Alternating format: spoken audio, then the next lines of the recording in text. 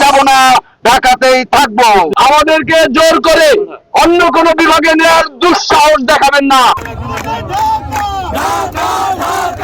আমাদের জনগণের, শরীয়তপুরের জনগণের সাময়িক দুর্ভোগ হলেও শরীয়তপুর জনগণ এটা মেনে নেবে যে আমরা ফরিদপুরে যাব না, ঢাকাতেই থাকবো।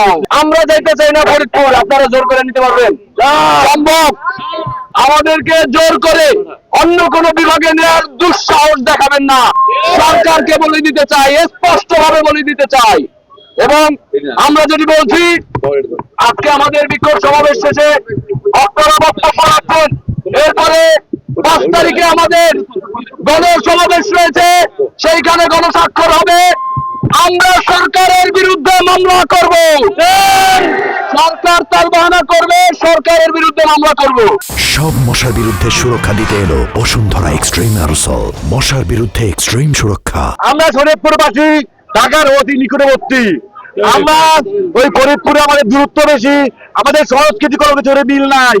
আমরা ঢাকার সাথে ছিলাম, ঢাকার সাথে থাকতে চাই, কিন্তু 10 বছর আমাদেরকে ঝুলিয়ে রেখেছে। আবার এই 10 বছরের পরে তত্ত্বাবধায়ক সরকারের ভিতরে কিছু প্রেতাত্মারা বসবাস করে, প্রেতাত্মারা এটাকে আবার পুনর্জীবিত করেছে। আমরা ঢাকা বিভাগে ছিলাম, ঢাকা বিভাগেই থাকবো। বর্তমান ফরিদপুর বিভাগ হলে আমরা সর্বশেষ জেলা হিসাবে সকল ধরনের উন্নয়ন কর্মকাণ্ড থেকে বঞ্চিত হব হয়েছিলাম। পদ্মা সেতু হওয়ার কারণে আমাদের যে উন্নয়নের সম্ভাবনা রয়েছে, আমরা চাইলে উন্নয়নের সম্ভাবনা ব্যাহত হোক। এবং স্বাভাবিকভাবে আমাদের যোগাযোগ ব্যবস্থা, আমাদের দূরত্ব নৈকট্য সব দিক থেকে আমরা ঢাকার সাথে সংযুক্ত থাকলে সবচেয়ে বেশি উপকার হয় শরীয়তপুরবাসীর জন্য। কোনোভাবে আমরা শরীয়তপুরবাসী ঢাকা বিভাগ ছেড়ে অন্য কোনো বিভাগে যাব না।